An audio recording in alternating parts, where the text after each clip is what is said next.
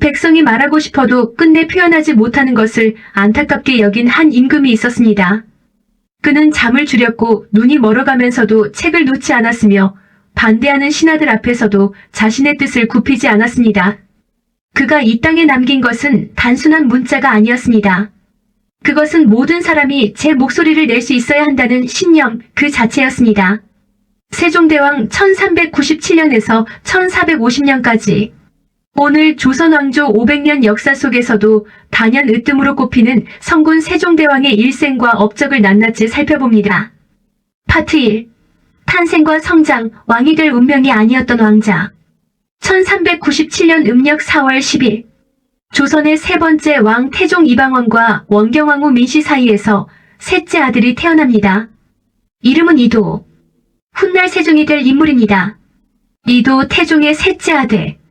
왕조의 관례상 왕위는 맏아들 양녕대군의 것이었습니다. 이도는 충녕대군이라는 자기를 받은 그저 평범한 왕자였지요. 하지만 이 왕자는 평범하지 않았습니다. 어린 시절부터 책을 손에서 놓지 않았고 학문에 대한 열정이 남달랐습니다. 하루 종일 독서에 매달리다 결국 몸이 상할 지경이 되자 부왕 태종이 직접 책을 빼앗아 숨겼다는 일화는 지금까지도 전해집니다. 왕자가 저리도 책을 좋아하니 참으로 기특하도다. 그런데 운명은 예상치 못한 방향으로 흘렀습니다. 1418년 큰형 양녕대군이 거듭된 비행과 기행으로 세자 자리에서 폐위됩니다. 태종은 깊이 고민한 끝에 셋째 아들 충녕대군을 세자로 책봉합니다. 1418년 세자 책봉. 당시 충녕대군의 나이는 고작 21. 세자가 된 지 불과 2달 만에 태종은 왕위를 아들에게 양위합니다. 조선 역사상 가장 빠른 즉위였습니다. 준비가 되어 있지 않았을 수도 있습니다. 두렵기도 했을 것입니다. 하지만 청년 세종은 그 자리에서 도망치지 않았습니다. 그는 왕이 된다는 것이 무엇인지를 온몸으로 배워가기 시작했습니다. 파트 2. 즉위 초기 태종의 그늘 아래서. 즉위 초반 세종의 앞에는 거대한 산이 있었습니다. 바로 아버지 태종이었습니다. 태종은 양위 이후에도 상왕으로서 실질적인 권력을 쥐고 있었습니다. 심지어 세종이 아끼던 장인 시몬을 영모로 몰아 처형하기까지 했습니다. 세종의 아내, 즉 소원왕후는 그날 아버지를 잃었습니다. 1418년 시몬 사사 사건. 세종은 그 슬픔과 분노를 사겨야 했습니다. 아직 혼자 힘으로 설 수 있는 왕이 아니었으니까요. 하지만 이 시기에 세종은 단순히 참는 데 그치지 않았습니다. 그는 아버지 태종이 닦아놓은 왕권 강화의 기반을 꼼꼼히 살피고 통치의 방법을 익혔습니다. 어떻게 하면 신하들과 협력하면서도 자신의 뜻을 관철할 수 있는지를 배웠습니다. 1422년 태종이 세상을 떠납니다. 이제 세종은 진정한 의미에서 홀로 서기를 시작합니다. 그리고 조선의 역사는 완전히 새로운 장으로 넘어갑니다. 파트 3. 지편전 설립과 인재 등용, 지식의 요람을 만들다. 세종이 가장 먼저 힘을 쏟은 것은 사람이었습니다. 1420년 세종은 지편전을 대폭 강화합니다. 지편전은 왕실 학문 연구기관으로 세종은 이곳에 뛰어난 젊은 학자들을 대거 선발했습니다. 그들에게는 단순히 책을 읽고 글을 쓰는 임무만 주어진 게 아니었습니다. 지편전 세종의 두뇌 집단. 세종은 학자들이 오직 학문에만 집중할 수 있도록 파격적인 혜택을 제공했습니다. 사가독서 즉 관리에게 유급 휴가를 주어 마음껏 공부하게 한 제도가 바로 이때 본격화됩니다. 좋은 책 한 권이 10명의 군사보다 낫다. 세종이 실제로 그렇게 생각하며 움직였습니다. 정인지, 최양, 박팽년, 신숙주, 성산문, 이계. 이름만 들어도 쟁쟁한 지편전 학자들이 이 시기에 성장합니다. 이들이 훗날 훈민정음 창제의 핵심 조력자가 됩니다. 지편전 주요 학자들. 세종은 단순한 왕이 아니었습니다. 그는 조선 최고의 지식 경영자였습니다. 그는 언제나 신하들과 토론했고 모르는 것이 있으면 솔직히 물었으며 자신의 의견이 틀렸다면 기꺼이 수정했습니다. 경들의 말이 옳도다. 이 말을 왕이 먼저 신하에게 했다는 사실, 당시 조선의 유교 사회에서 얼마나 파격적인 일이었을지 상상해 보십시오. 파트 4. 훈민정음 창제, 인류 역사상 가장 위대한 문자혁명. 세종의 업적 중 가장 빛나는 것을 단 하나만 꼽으라면 이것을 꼽지 않을 수 없습니다. 1443년 음력 12월 훈민정음 창제. 당시 조선의 문자 현실을 먼저 이해해야 합니다.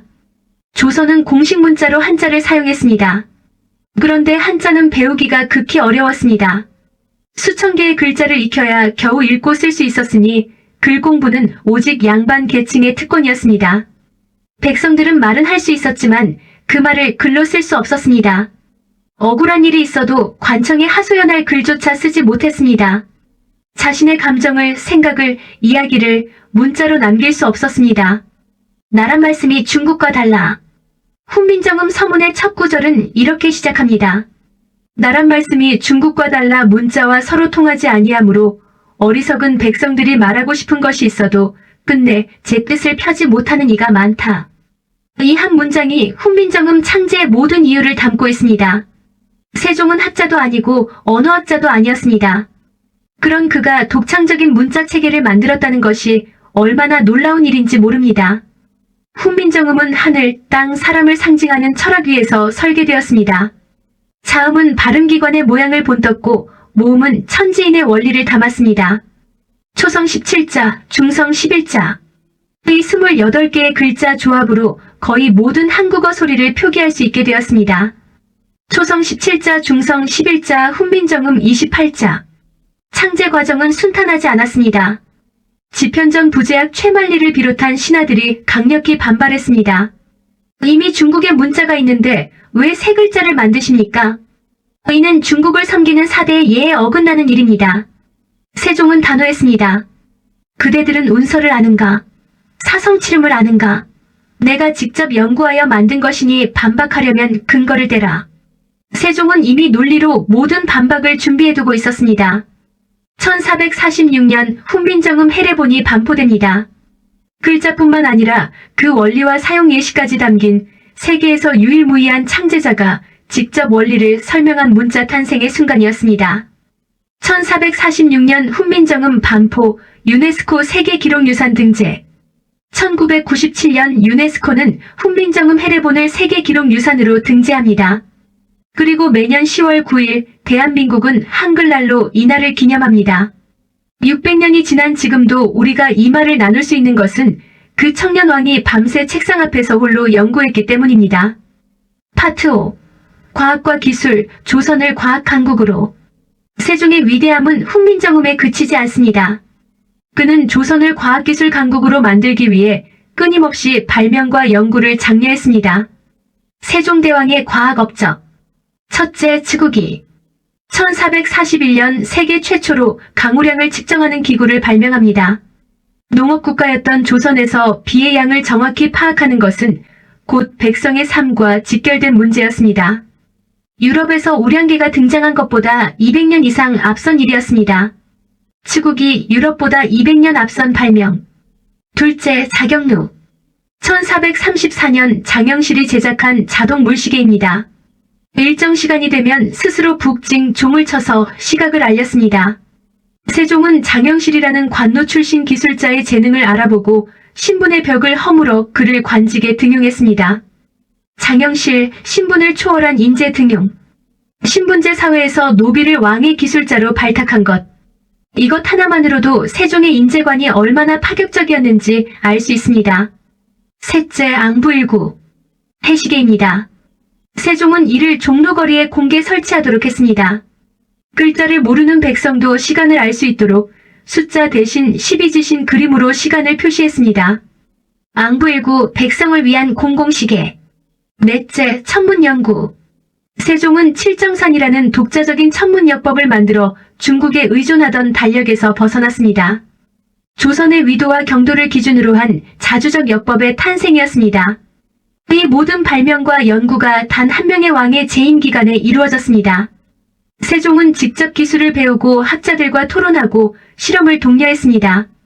조선은 그의 손 아래에서 동아시아 최고 수준의 과학 문명을 구축했습니다. 파트 6. 국방과 영토, 강한 나라를 만든 군왕. 세종은 학문과 문화의 왕이었지만 결코 나약한 왕이 아니었습니다. 그는 조선의 국경을 오늘날 우리가 아는 한반도의 형태로 완성한 왕이기도 합니다.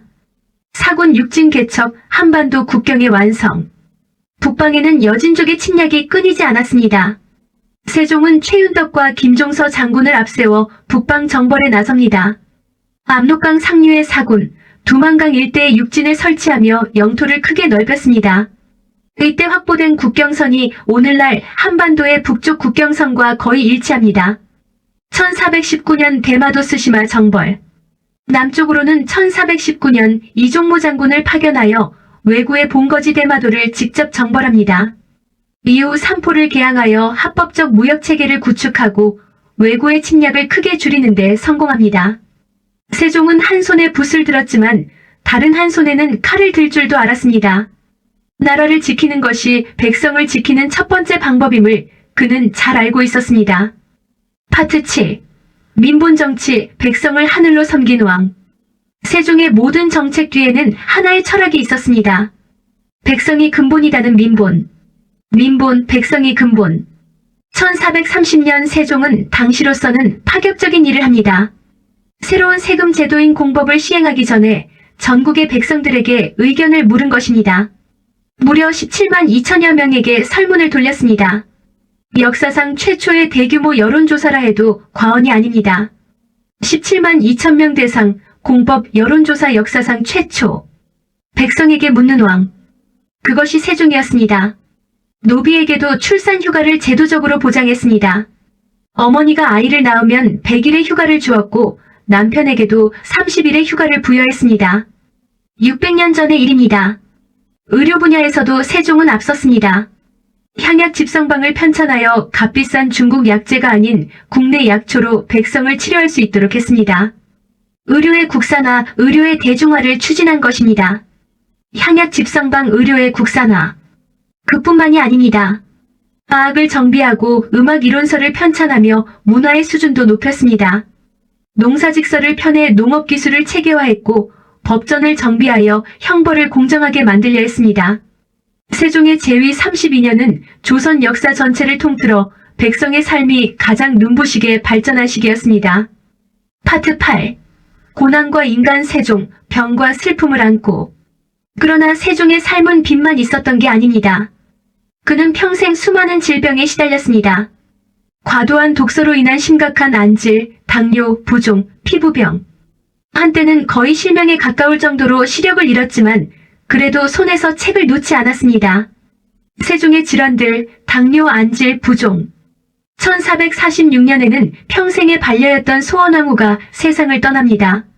어린 시절 아버지를 잃고 함께 나라를 이끌어온 왕비마저 먼저 보낸 세종의 슬픔은 깊었습니다. 말년에 그는 세자에게 업무를 맡기고 요양하지만 끝까지 나라를 걱정했습니다. 1450년 음력 2월 17일 세종은 54세의 나이로 세상을 떠납니다. 32년의 재위. 그 시간 동안 그는 잠을 아꼈고 눈이 멀어가면서도 글을 읽었으며 아픈 몸을 이끌고 백성을 생각했습니다. 그가 남긴 문자로 우리는 지금 이 말을 이해하고 있습니다. 그가 세운 법과 제도의 씨앗은 수백 년을 넘어 오늘날까지 이어집니다. 세종대왕 1397년 4월 10일에서 1450년 2월 17일까지. 오늘날 우리는 집회에서, 광화문 광장에서, 그리고 매일 우리가 쓰는 이 글자들 속에서 세종을 만납니다. 그는 왕이었지만 학자였고 군주였지만 백성의 편이었습니다. 한 인간으로서의 세종은 병들고 지치고 슬픔에 잠겼지만 왕으로서의 세종은 단 한 번도 멈추지 않았습니다. 그것이 어쩌면 그를 성군이라 부르는 이유일 것입니다. 오늘 영상 어떠셨나요? 세종대왕에 대해 더 알고 싶은 이야기가 있다면 댓글로 알려주세요. 구독과 좋아요는 이 채널을 계속 만들어가는 힘이 됩니다. 다음 영상에서 만나겠습니다.